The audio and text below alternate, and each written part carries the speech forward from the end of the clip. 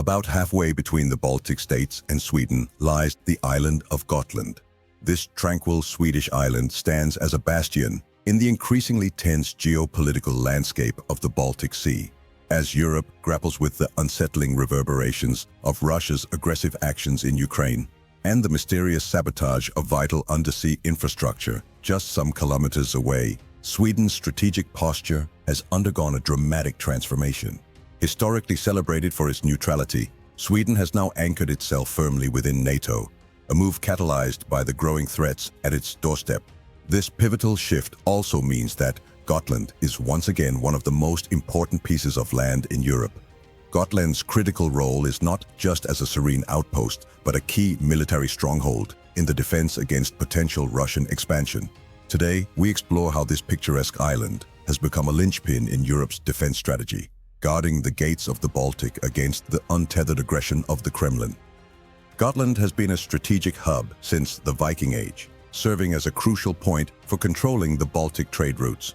Its position, nestled between mainland Sweden and the Baltic states, has made it a coveted asset for power projection and defense throughout history, including during the Hanseatic League's peak and various regional conflicts during Sweden's heyday. In modern times, this historical legacy underscores its military and economic importance, and for Sweden, it is more important than ever as it can serve as a massive air, navy, and army base in the middle of the Baltic Sea. Strategically, Gotland is the perfect defensive island in a potential conflict against Russia. Sweden's Patriot systems can be placed on Gotland, and with their longest interceptors, would essentially shut down the whole Baltic air corridor around the island. The same goes for Sweden's RBS-15, which has a range of 300 kilometers, which can strike both naval and ground targets. From the tip of Gotland, it is only around 280 kilometers to Russia's enclave at Kaliningrad. Since 2016, Sweden has significantly fortified Gotland in response to the island's strategic importance and escalating regional tensions.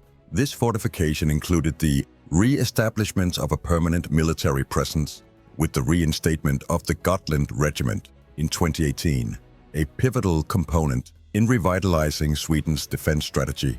The Gotland Regiment is a mechanized infantry unit equipped with cutting-edge sensors, weaponry, and technology tailored to operate effectively across Gotland's diverse landscapes, from its sandy shores to rugged coastlines. I was lucky enough to serve with my good friends in the Gotland Regiment during my time in Kosovo, and they were some of the toughest soldiers I've ever been stationed with, so having this regiment active again brings some real specialty and experience with conflict to the Swedish armed forces, which would otherwise be stationed elsewhere. Many of the people I served with are now officers, and I'm sure they'll impart their experience on their newly re-established units. Now, let's look at some of the gear that the Gotland Regiment has in its arsenal. For a relatively small regiment of only 400 permanently stationed soldiers, they pack a very heavy punch. The backbone of the regiment will be its mechanized units. A typical Swedish mechanized regiment contains somewhere around 20 to 30 armored vehicles and tanks in total. But seeing as this regiment is being formed and increased as we speak, the number is likely around a company size, meaning 10 to 12 STRV 122 and around the same number of CV90. Moreover, the regiment has been reinforced with several air defense units, one RBS-23 with 2 to 4 launchers, several RBS-7 units, and several launchers for the aforementioned 300-kilometer range RBS-15 anti-ship missiles. Now, you may think that this doesn't sound like much, but the whole point of the Gotland Regiment isn't to overwhelm a potential invader with manpower. The real strength of Sweden's armed forces is its combined arms doctrines. The Gotland Regiment is to hold out and defend its offensive launch units until Sweden's mighty Air Force and Navy arrives. Sweden's Southern Air Force Wing is based at Ronneby in Blekinge, which is roughly 20 minutes away in Sweden's homemade JAS-39 Gripen.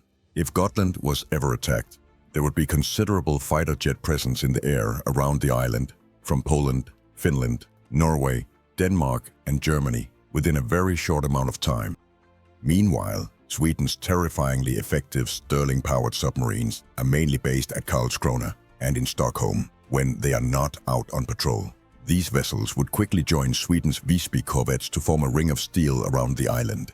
These are likely the assets in the Swedish armed forces that the Russian military fears the most, as they would put an effective dent into any invading naval force and lock down travel outside of the range of the batteries placed on Gotland. Every year for a good while now, NATO has engaged in rigorous training exercises on Gotland to enhance the island's defense mechanisms and foster interoperability among its members. Baltops and Aurora are examples of yearly exercises that are meticulously designed to mimic real-world scenarios, such as amphibious landings, air defense, and swift responses to emerging threats within the Baltic Sea area.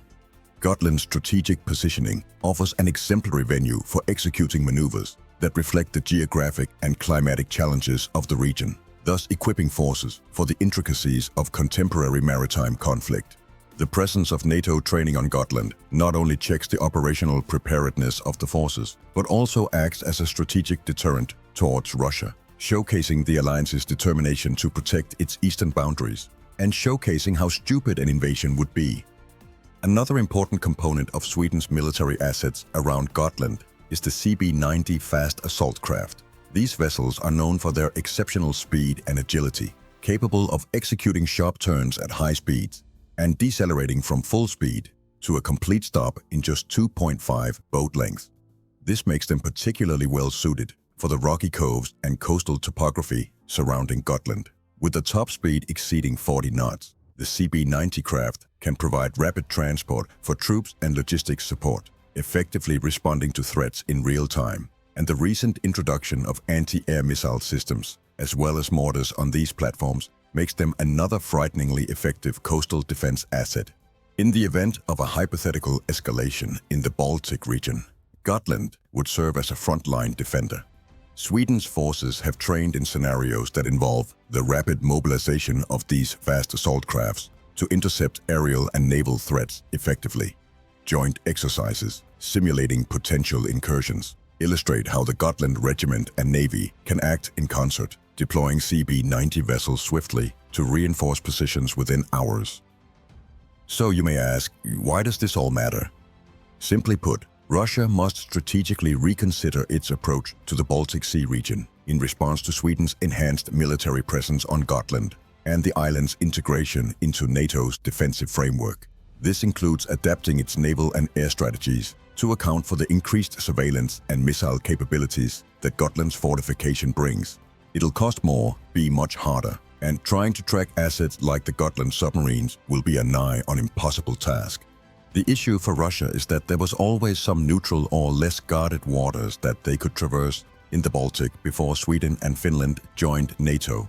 Now that Sweden is in the alliance, Gotland has essentially shut down the only strip of water which wasn't 100% within NATO borders. It makes the considerations for what to do with Russia's enclave at Kaliningrad much harder for the Kremlin, and as we discussed in our video on this very issue, makes Russia's plan for an empire that includes the Baltic states much harder. The strategic significance of Gotland is expected to continue growing amidst ongoing regional tensions and shifts in global power dynamics. As part of its comprehensive defense strategy, Sweden is likely to enhance Gotland's military infrastructure and capabilities further, solidifying its role as a critical barrier against military escalation and safeguarding the security of Northern Europe. There are rumors of plans which include new ports, air defense installations, and extensive listening post upgrades. The Gotland Regiment is also likely going to expand even more in the coming years, getting closer to its original size. That's not to say that there aren't challenges. Recent breaches of both gas pipelines and communications cables show that an island like Gotland could be disrupted by undercover operations. While Swedish missiles can easily reach Russian territory, the same can be said the other way, and Sweden's naval tonnage is still far behind its competitor in the Russian Baltic Fleet. The only big difference now is that Sweden is part of NATO, which means that they'll have the backup of the most extensive military alliance in human history if anyone were to try anything. Equally, the Gotland Regiment, while well equipped, is still relatively small. It won't take many casualties before it would lose much of its combat readiness. Once a medieval center of commerce, Gotland has transitioned into a modern bulwark against aggression in the Baltic Sea. Its strategic location, coupled with military enhancements, including the integration of a reinvigorated Gotland Regiment, underscores its indispensable role in promoting regional stability and deterring Russian expansionist ambition, likely much more than any other piece of real estate within the NATO alliance. As always, we hope you enjoyed this video. We'd be honored if you gave it a like, and as always, please leave your feedback below. From all of us to all of you, a Merry Christmas when we get there next week.